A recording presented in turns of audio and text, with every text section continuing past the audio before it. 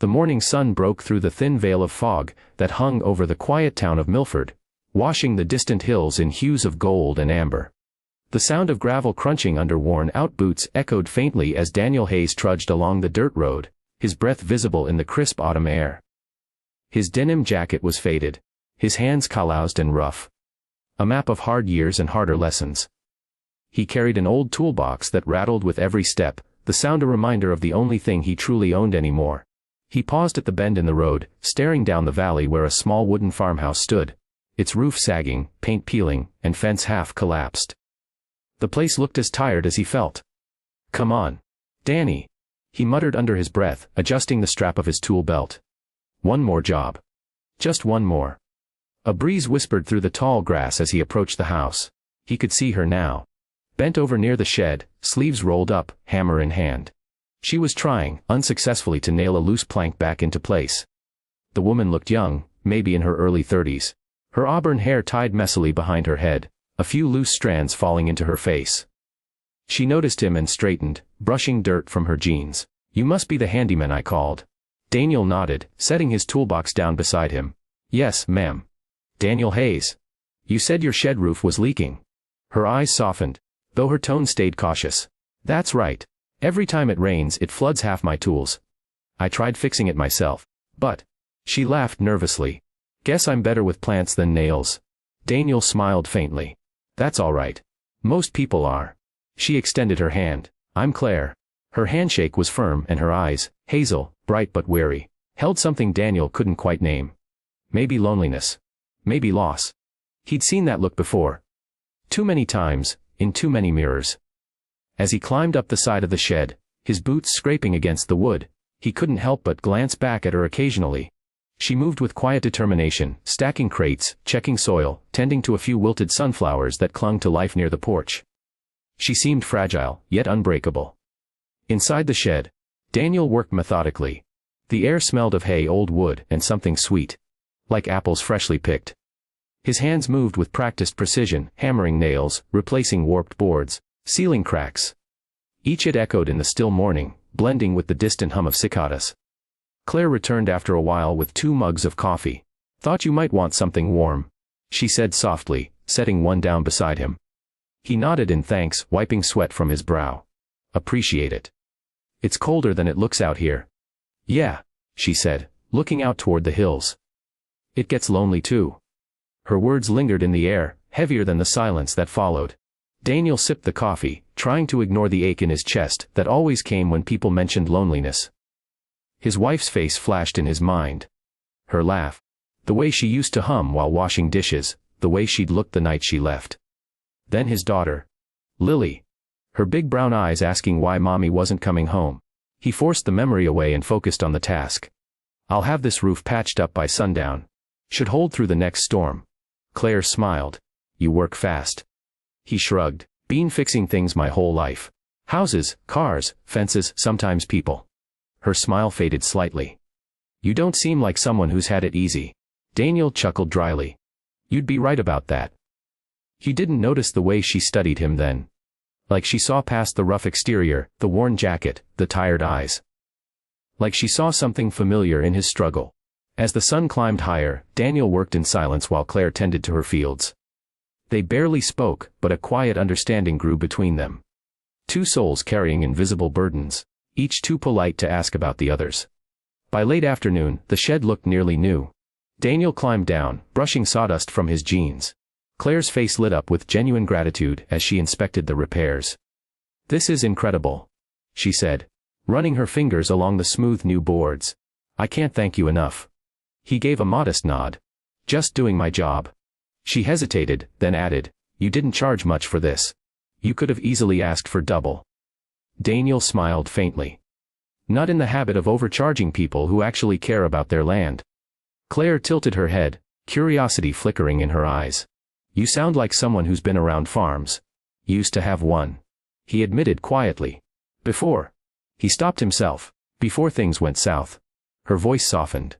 "I'm sorry." He looked away. "Not your fault." For a moment, neither spoke.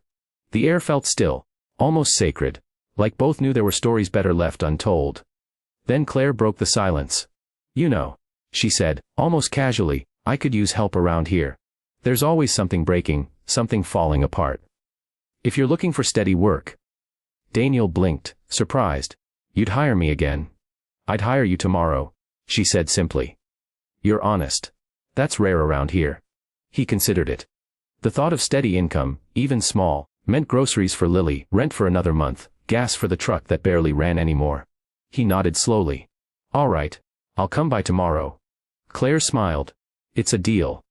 As Daniel packed his tools and started down the dirt road, the sun began to set behind the hills, painting the sky in streaks of crimson and gold. He looked back once, watching her silhouette framed in the doorway, the wind playing with her hair. He didn't know it yet, but that small, worn-down farm, the one he thought was barely surviving, was just a fragment of something far bigger.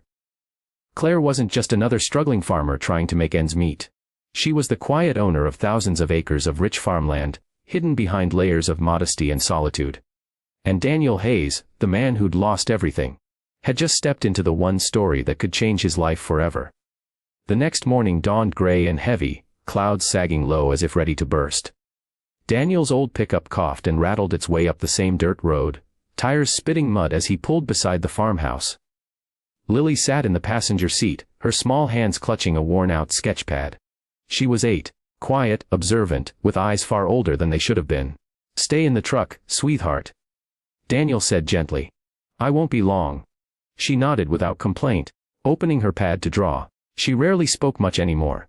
Not since her mother left. As Daniel stepped out, he saw Claire already outside, tugging a tarp over some hay bales. Her hair was tucked beneath a cap, cheeks flushed from the chill. She looked up and smiled. You're early.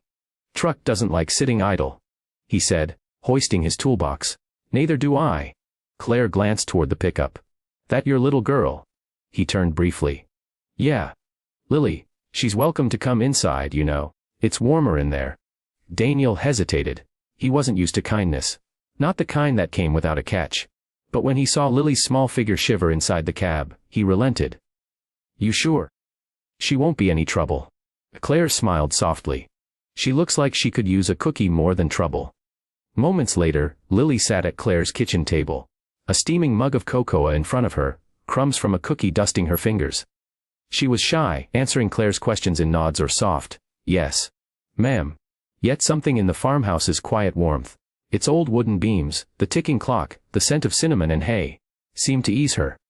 Daniel worked outside, repairing a broken fence post, while watching them through the window. For the first time in a long while, his daughter looked peaceful. He found himself hammering slower, his chest tightening with something like gratitude. Looks sturdy, Claire said, appearing beside him with 2 mugs of coffee. You work faster than anyone I've ever hired. Daniel wiped his hands. When you've spent half your life fixing what's broken, you get good at it. She handed him a mug. Sounds like you've had a rough few years. He took a slow sip before answering. You could say that.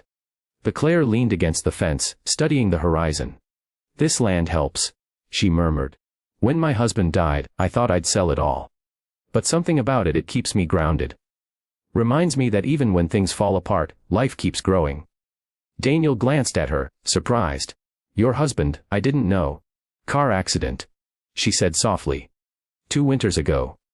She looked down, a faint smile playing on her lips. Used to say the land was our heartbeat. I guess I couldn't let it stop. Daniel nodded slowly, feeling the familiar sting of shared loss. I'm sorry.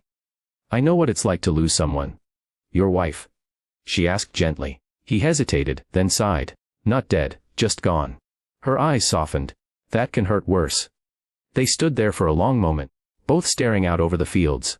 2 strangers bound by different kinds of grief. Then Claire broke the silence. You know, Daniel, she said, turning to him with a quiet determination. I meant what I said yesterday. I really could use help around here. There's fencing, irrigation, and about 100 other things that seem to break when I blink. He studied her, sensing sincerity. I'll help where I can. But I can't promise long term. Jobs come and go. I take what I can get, then let this one stay, she said simply. Her words lingered. And for reasons he couldn't explain, Daniel didn't argue. By evening, he had fixed the irrigation pipe, cleared the debris from the barn roof, and stacked firewood by the porch. Claire insisted he and Lily stay for dinner. Just soup, she'd said, though the table ended up filled with stew bread, and a warmth Daniel hadn't felt in years. As they ate, Lily laughed at one of Claire's jokes. A soft, melodic laugh Daniel hadn't heard since her mother left. He froze, caught off guard by the sound. It was like hearing sunshine. After dinner, Claire showed Lily the barn's old horse, Maple, whose gentle snort made the little girl giggle. Daniel leaned against the post, watching as Lily's small hand brushed the horse's mane. The sight stirred something deep inside him. Something like hope. When it grew late, he helped Lily into the truck. Claire stood at the porch, arms crossed against the cold. "Thank you," Daniel said quietly. "For everything." She smiled faintly. "You earned it. You fixed half my world today." He chuckled. Still a lot left to fix. As he drove away, headlights cutting through the mist, he couldn't shake the strange comfort that lingered in his chest. For the first time in a long time, he didn't feel like he was just surviving. Back at the farmhouse, Claire stood by the window long after the truck disappeared. Her eyes drifted over the vast stretch of fields beyond. The acres upon acres that no one ever suspected she owned. To everyone in town, she was just Claire, the widow who keeps to herself. No one knew her family's name stretched across half the county's deeds. She preferred it that way. Wealth had cost her enough already. But tonight felt different. There was something about that man. The quiet strength, the exhaustion behind his eyes. The way he looked at his daughter like she was all that kept him standing. He wasn't like the others who came around, offering smiles and expecting favors. He worked, he listened, he cared. And though she didn't yet understand why, Claire found herself hoping he'd come back. Outside, thunder rolled across the distant hills, the first drops of rain beginning to fall on the newly repaired shed. Inside her chest, a storm was brewing too. A quiet shift, a fragile spark of something she hadn't felt in years. Maybe trust. Maybe something more. The storm that night swept through Milford like a wounded beast. Thunder cracking the sky, rain pounding against every roof and window. In his small rented trailer on the edge of town, Daniel lay awake listening to the downpour. The ceiling leaked in two spots, dripping rhythmically into a pot and a bucket placed beneath. Lily was asleep in the next room, curled beneath a patchwork blanket, her sketch pad resting on her chest. Daniel stared at the ceiling, thoughts tangled like the rain-soaked branches outside. Work with Claire had felt different. Not just another repair job. Something steadier, more human. But he couldn't let himself believe in that feeling. He'd been burned before. Every time life started to look up, something came along and took it all away. The next morning, he found a note tucked under his windshield wiper. Ink smudged by rain but still legible. Roof held through the storm. Couldn't have done it without you. Stop by if you're free, need a hand with the barn door. Claire. Daniel smiled faintly. She hadn't even called. She'd driven through the rain just to leave a note. He folded it carefully and slipped it into his jacket pocket, before heading back up the muddy road to her farm. When he arrived, Claire was already outside, sleeves rolled up, mud streaked across her jeans. "Morning," she called, waving as if she'd been waiting for him. "Barn door, huh?" he said, hopping out of the truck. "Yeah," she sighed, pointing toward it. "One nearly tore it off its hinges last night." As they worked together, rain still drizzling from the clouds, Daniel noticed how naturally they fell into rhythm. Passing tools without needing to ask, finishing each other's thoughts mid-sentence. Claire wasn't afraid to get her hands dirty. When the door finally swung straight and true, she grinned like a child who'd built her first treehouse. "You're a miracle worker," she said. "Just a man with a hammer," he replied. They shared a laugh that seemed to chase away the storm's chill. Afterward, she insisted on making lunch. Fresh bread, soup simmered with herbs from her garden. Lily joined them this time, sketching at the table while Claire told stories about growing up on the farm. She described learning to ride horses before she could ride a bike, sneaking pies from the kitchen, and watching her father strike deals with neighboring landowners. Men who never guessed how much power the quiet farmer's daughter would one day inherit. But she didn't mention any of that part. To Daniel, she was just Claire, the kind-hearted widow with dirt under her nails and laughter that made the walls feel warm. Between spoonfuls of soup, Lily spoke softly. "Miss Claire, your house smells like my mom's used to." The room fell still for a moment. Claire reached out, brushing a strand of hair from Lily's face. "Then I'll make sure it always smells that way when you visit." Daniel swallowed hard, pretending to focus on his bowl. His daughter's words hit deeper than he wanted to admit. For years, he'd been trying to fill that quiet emptiness. The absence of a mother's warmth, of family dinners, of laughter echoing down hallways. And now in this farmhouse that wasn't his, it all felt so close he could almost touch it. That afternoon, while Lily napped on the couch, Claire led Daniel to the back pasture. The sky had cleared, sunlight spilling across miles of rolling green. A wooden fence marked the far edge, and beyond that, endless land. "I don't think I've ever seen so much open space," Daniel murmured. Claire smiled, shielding her eyes. "It goes farther than you think. Belong to your neighbors." A flicker of something unreadable crossed her face. Something like that. He didn't press. She looked peaceful here. Standing in the wind, her hair glowing in the late sun. When they returned, Daniel loaded his tools into the truck. "I'll come back tomorrow. If you've got more work." She hesitated before answering. "Actually, there's something I've been meaning to ask. The harvest festival's this weekend. I usually set up a stand for the local co-op. But I could use a hand setting up tents and hauling crates." Daniel looked surprised. "You're trusting me with festival work now." "I'm trusting you to lift the heavy stuff," she said with a grin. "Besides, Lily might like it. There's music, games, pie contests." At the mention of pie, Daniel laughed. "You've clearly met my daughter." That weekend came fast. The festival brought life to the quiet town. Lanterns strung across streets. Kids chasing each other through the fields, fiddles playing from makeshift stages. Daniel helped unload produce, stacking boxes of apples, and jars of honey under Claire's banner. Lily ran about with a ribbon in her hair, face painted like a butterfly. Watching her laugh beneath the autumn sky, Daniel felt a strange ache. Like joy tangled with fear. He hadn't seen her this happy in years. As the evening sun dipped low, music swelled, and people began to dance. Claire stood beside Daniel near the booth, her hands tucked into her jacket pockets. "You don't dance, do you?" she teased. He chuckled. "Haven't danced since my wedding." Her smile faltered for a moment, but she didn't look away. "Then maybe it's time you did again." Before he could protest, she took his hand.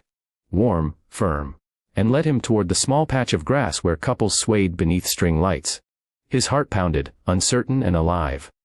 For a moment, he forgot the debts, the past, the broken trailer waiting back home.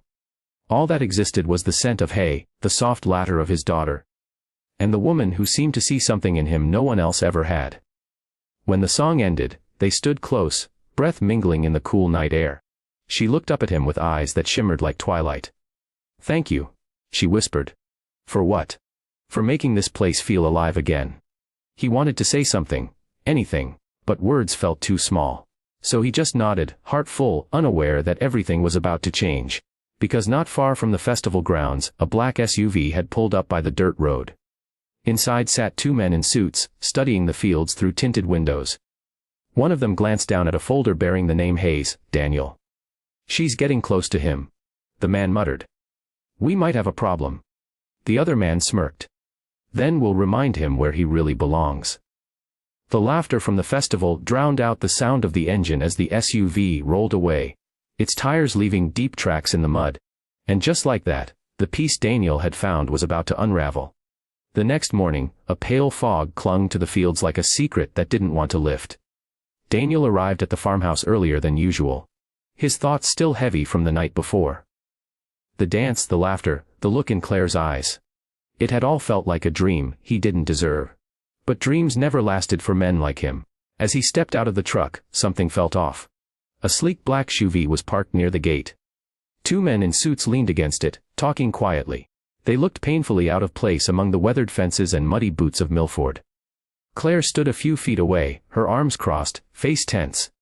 When she saw Daniel, her expression softened. "Everything all right?" he asked cautiously. The taller man turned, his gaze sharp and polished. "You must be Mr. Hayes." Daniel frowned. "That's right. Who's asking?" "Thomas Reed," the man said, flashing a business card Daniel didn't take. "We represent interests connected to men's Whitmore's properties." "Whitmore," Daniel repeated, confused. Claire stepped in quickly. "It's fine, Thomas. I can handle this." But the man ignored her. "You see, Mr. Hayes, Whitmore here owns extensive farmland throughout the county. This property is merely one of many. Daniel blinked, the words barely sinking in. He looked at Claire Whitmore. She opened her mouth to explain, but Reed kept talking. We just wanted to ensure there are no misunderstandings regarding employment or intentions. Ms. Whitmore has certain obligations, public and financial, that don't leave room for. He paused, eyeing Daniel's worn jacket. Sentimental entanglements. Daniel's jaw tightened. You got a problem with me fixing her fence? Reed smiled thinly. Not at all. We just prefer clarity, especially when men with your background start appearing on our client's property. The second man, silent until now, added coldly, we did some digging. Hard times, eviction records. A custody dispute. Not exactly the company Ms. Whitmore should be keeping. A flicker of anger flashed in Daniel's eyes, but he kept his voice level. You finished. Before either man could respond, Claire stepped forward, fire in her voice. That's enough, both of you. Claire. I said enough, Thomas.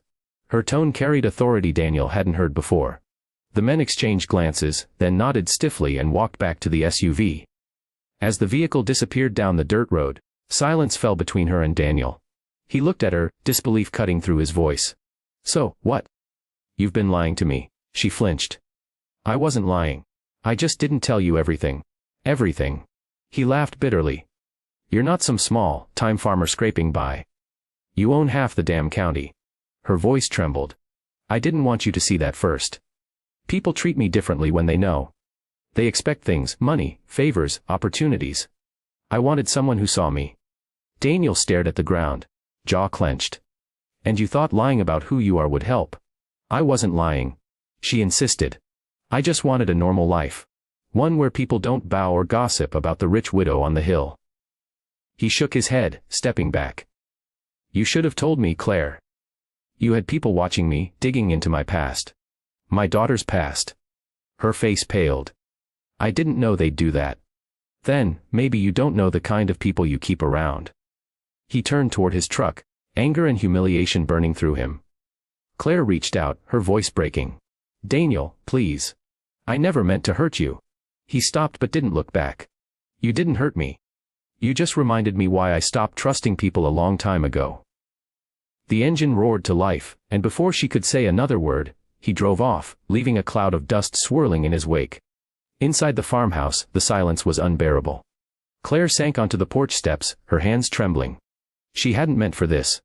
She'd hidden her last name to escape the world that had taken her husband, to start fresh where no one cared about wealth or land deeds. But now, the one person who had treated her like she was just Claire, not Whitmore, not a name on a title, had walked away because of it. Over the next few days, Daniel didn't return. The fields grew quiet, the unfinished repairs untouched. The shed he'd fixed stood strong through another storm, as if mocking the cracks now forming in her heart. At the trailer park, Daniel worked odd jobs again. Patching roofs, fixing plumbing, anything that paid. Lily noticed the change immediately. Are we not going to Miss Claire's anymore? She asked one evening. Daniel paused, tightening a bolt under the sink. Not for a while, sweetheart. Did she do something bad? He looked at her small, worried face and forced a smile. No. Sometimes grown-ups just make mistakes. Lily's brow furrowed. You liked her. He didn't answer. But every night, when the trailer went quiet, he thought about her. The sound of her laughter, the warmth of her kitchen. The way she looked at his daughter like she was something precious. 2 weeks later, a knock came at his door. When he opened it, Claire stood there, coat dusted with frost, eyes wary but determined. Daniel, please, she said softly. Hear me out. He stood in the doorway, arms crossed. You shouldn't be here. I had to come, she said. Those men, Thomas and the others, they don't represent me anymore. I fired them. He frowned. Why? Because they made me realize something. She took a shaky breath. I've spent years hiding behind my land, my money, my grief. But you never wanted anything from me. You just showed up and fixed what was broken, even when you were breaking yourself. He looked away, voice rough. Doesn't change what you hid. I know. And I'm sorry. But please, don't let their cruelty erase what we built. Her voice trembled. Lily deserves to be around people who care about her. And you. She stepped closer, eyes glistening. You deserve a place that feels like home again. Daniel's breath caught, torn between pride and longing. Before he could answer, a noise came from behind her, A car door slamming. The same black SUV had returned. But this time, it wasn't parked at a distance. It roared toward them, tires screeching, lights flashing. Claire turned. Fear flashing in her eyes.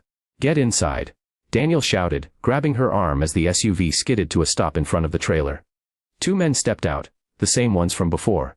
But this time, they weren't just here to talk. And in that instant, Daniel knew. Whatever they wanted, it wasn't business anymore.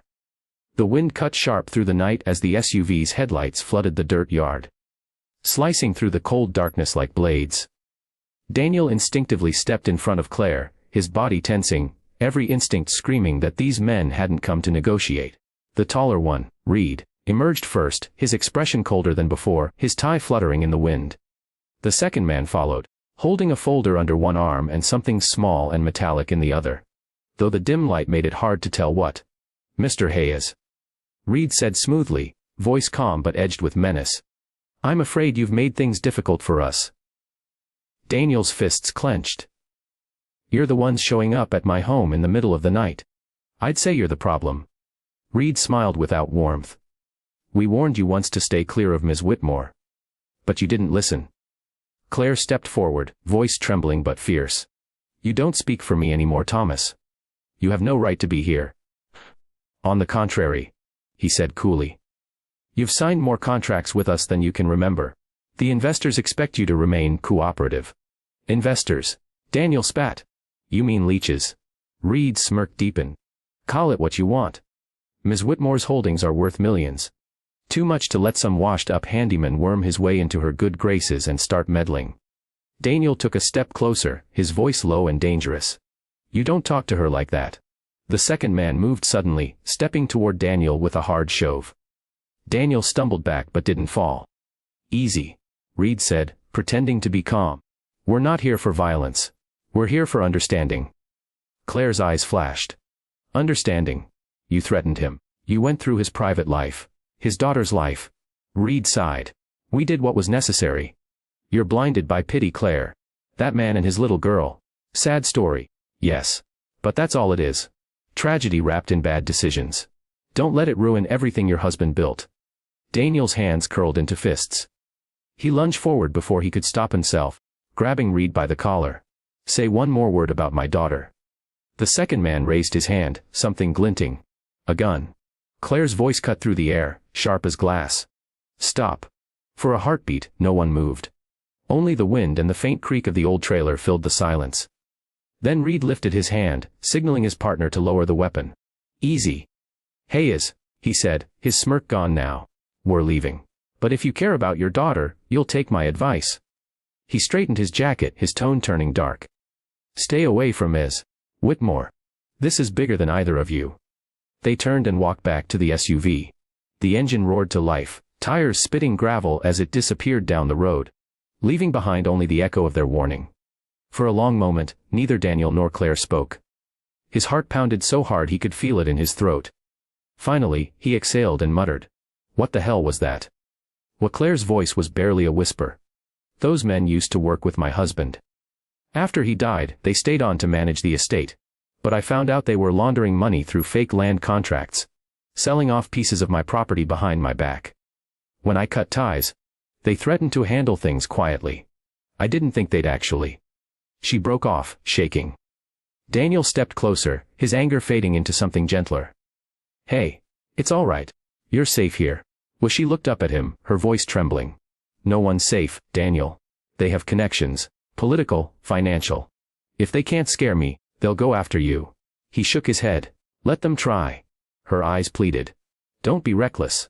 Please, you have Lily to think about." At her name, his resolve wavered. He looked toward the trailer window, where a faint light flickered. Lily standing there, small and frightened, clutching her blanket. He swallowed hard. "She's seen too much already." Claire reached for his hand, her voice barely above a whisper. "Then let me help you. Let me protect both of you. I have resources. People I can trust." He hesitated. The last time he'd trusted anyone, it had cost him everything.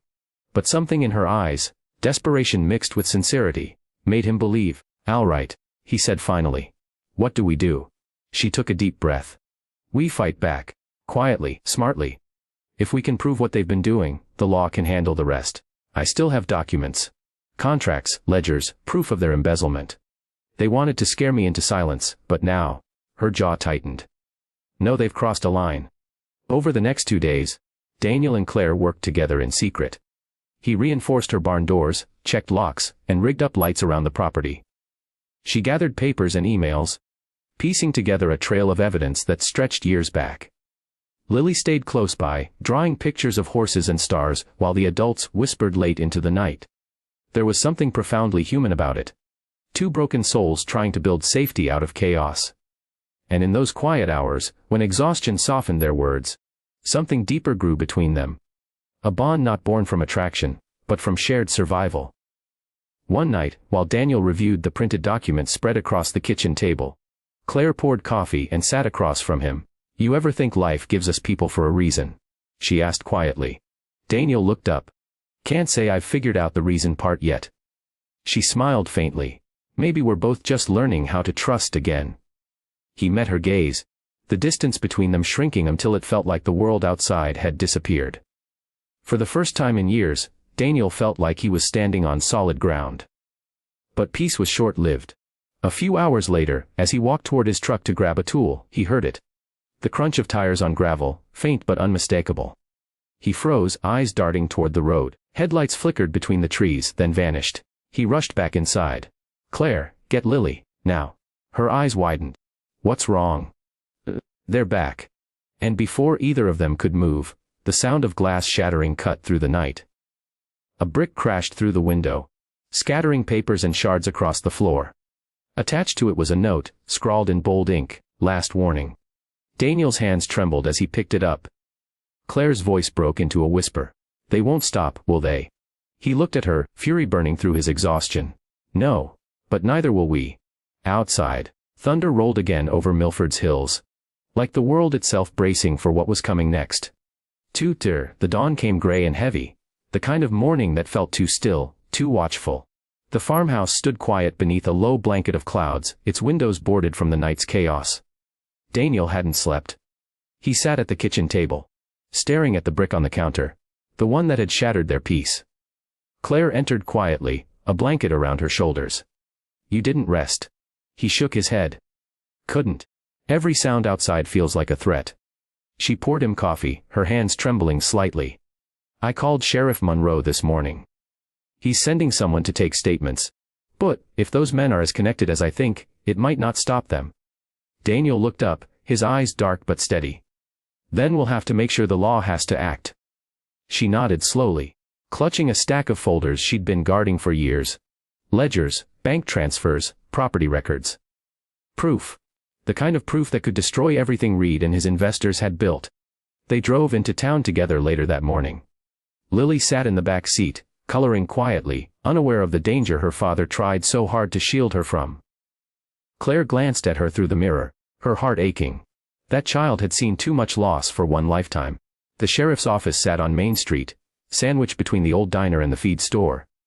Inside, Sheriff Monroe, a thick-set man with tired eyes, listened as Claire explained everything.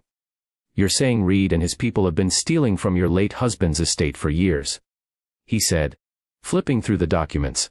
Yes, Claire replied. And when I tried to cut them off, they threatened me. Last night they came after Daniel. The sheriff frowned. Reed's got influence. But this, he shook his head. This is a mess. I'll need copies of everything. Daniel leaned forward. Make sure it's safe. They won't hesitate to burn evidence if they get wind you're involved. Monroe gave a small nod. I'll keep it locked down. You two lay low until I call. As they left the station, a chill ran down Claire's spine. She could feel eyes on them, like someone was watching. Daniel noticed it too. The black SUV was parked half a block away, just visible in the reflection of a store window. Get in the truck, he said quietly. Now, they didn't go home.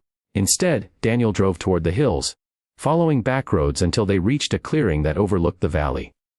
From there, the entire stretch of farmland spread beneath them, rolling green and gold under the rising sun. This was his favorite spot. Claire murmured, stepping out. My husband used to come here when things got hard. Said the land reminded him of God's promise. No matter how broken the world gets, it still grows back. Daniel stood beside her, the wind brushing his hair. He sounds like a good man. He was, she said softly. And he'd have liked you. He turned to her, something unspoken hanging between them. For a long moment, neither said anything. Then Claire whispered, Daniel, if something happens to me. Don't. His voice was firm. Nothing's happening to you. But before she could answer, the distant rumble of an engine cut through the stillness. He turned sharply. Down the dirt road, dust rose in the distance. They found us. The Claire's breath hitched. Daniel's instincts took over. Get Lily out of sight, he said, his voice calm but urgent. Take her behind those rocks and stay low. What about you? I'll buy you time. She shook her head. No, I'm not leaving you. He stepped closer, gripping her shoulders. Claire, please. If anything happens to me, she needs someone strong. Someone who can protect her. Tears welled in her eyes. That's you, Daniel. He didn't reply, just gave her a small, broken smile before turning toward the sound of the engine. The SUV roared into the clearing, kicking up dirt as Reed and his man stepped out. Persistent, aren't you? Reed called out, adjusting his cufflinks. You should have taken our advice. Daniel stood firm. You should have stayed gone. Reed's smile faded. Where's Claire? Daniel didn't answer. Reed sighed. Fine. Have it your way. He nodded to his partner, who drew his weapon. But before the man could raise it, a voice boomed from behind them. Drop it. The sheriff's cruiser came skidding up the hill, lights flashing. Deputies poured out, guns drawn. Reed froze, his face twisting as Monroe stepped forward, holding up a thick folder. Funny thing, Reed, the sheriff said. Your emails weren't as deleted as you thought. Seems Ms. Whitmore's been holding on to quite the paper trail. Reed's jaw tightened. You have no idea who you're dealing with. Oh, I think I do. Monroe said calmly. You're under arrest for fraud, intimidation, and attempted assault. The second man tried to run, but a deputy tackled him before he reached the SUV.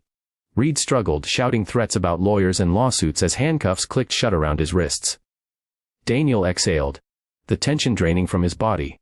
Claire and Lily emerged from behind the rocks, tears streaking Claire's face. She ran to Daniel, and without hesitation, he pulled her close.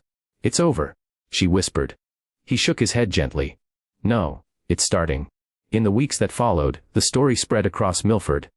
The quiet widow who had owned half the valley had exposed one of the largest corruption rings in the county's history. The town rallied behind her. The Whitmore name, once hidden, became a symbol of integrity.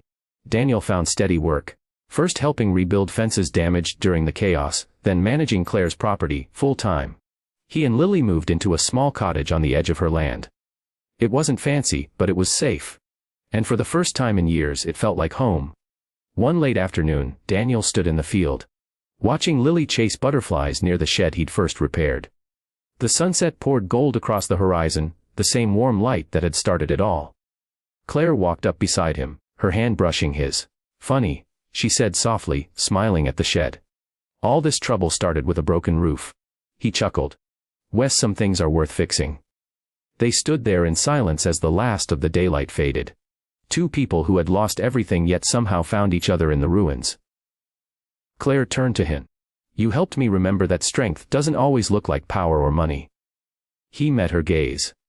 And you reminded me that broken doesn't mean hopeless. Lily's laughter rang across the fields, pure and bright, carried by the wind like a promise. In that moment, as the world around them quieted, it was clear. Sometimes the people who come into our lives at our lowest aren't just passing through.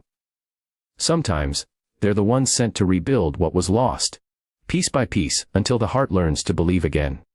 And for Daniel Hayes, the struggling single dad who once fixed a stranger's shed, he'd found far more than work.